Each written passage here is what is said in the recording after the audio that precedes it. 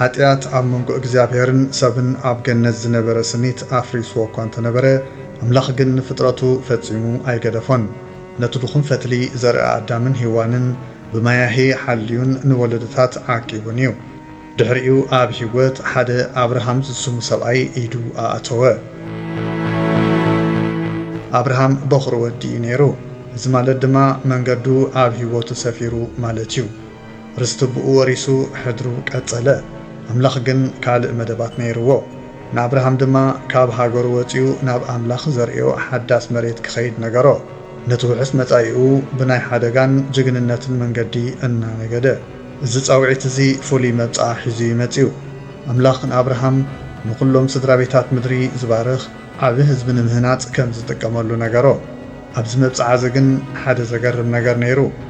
አብርሃም ውላድ ኣይነበሮን። ሰበይቲ ሳራ ድማ መኻንን ኣረጊትን እያ ነይራ። አብርሃም ግን ንኣምላኽ ኣሚኑ ንሳራን ንሎጥ ወዲ ሓውን ሒዙ ኸደ።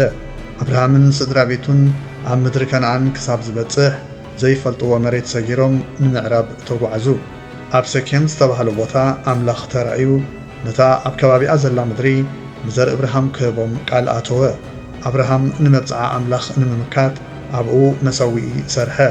መጓሶኦም እናብዙሕ ምስ ከዱ ኣብ መንጎ አብርሃምን ወዲ ሓዊ ሎጥን ግጭት ተላዕለ። አብርሃም ንኽፈላለዩ ሓሳብ ኣቕረበ። እዚ ድማ ንሎጥ ቀዳማይ ምርጫ ግዝኣት ሃቦ። ሎጥ ንአብርሃም ምስ ከረን ከነዓን ገዲፍዎ ብሸነኽ ምብራቕ ልሙዕ ጎልጎል መረጸ። ጸኒሑ ኣብ ጽምዋ ለይቲ ኣምላኽ ንአብርሃም ተራእዮ። ኣምላኽ ንአብርሃም ኣብ ትሕቲ ብከዋኽብቲ ዝበርህ ሰማይ ለይቲ ኣውፂኡ ዘርኡ ከም ከዋኽብቲ ከም ዝበዝሑ ነገሮ። ኣብታ ህሞት እቲኣ አብርሃም ኣሚኑ ኣምላኽ ጽድቂ ኢሉ ኣመስገኖ። እግዚአብሔር ፍሉጥ ስነ ስርዓት ብዝተመስረተ ኺዳን ኣቢሉ መብጽዑ ሓተመ።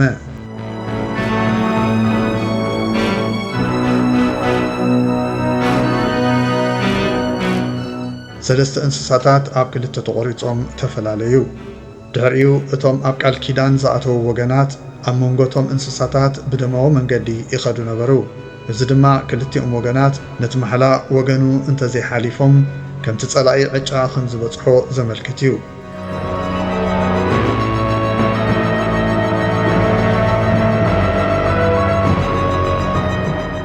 አብርሃም ምድላዋት ገበረ። ፀሓይ ምስ ዓረበት ግና ኣብ ዓሚቕ ድቃስ ወደቐ። እግዚአብሔር ኣብ ድቃሱ ተዛረቦ።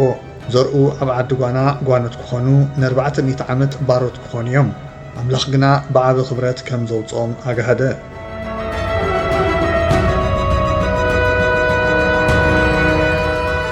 ለይቲ ምስ ኮነ አብርሃም ደቂሱ ኸሎ ኣርማታት ህላወ እግዚአብሔር ዝኾኑ ትኪ ሓዊ ድስትን ዝነድድ ሽግን ኣብ ልዕልቲ ደማዊ መንገዲ ሓለፈ።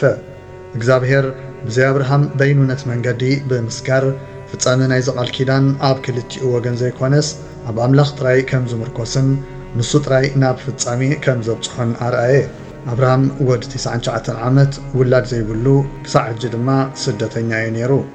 ከምኡ ኮይኑ ግን ነቲ ዘይጽንቀቕ መብጽዓ ኣምላኽ ይውከል ነበረ።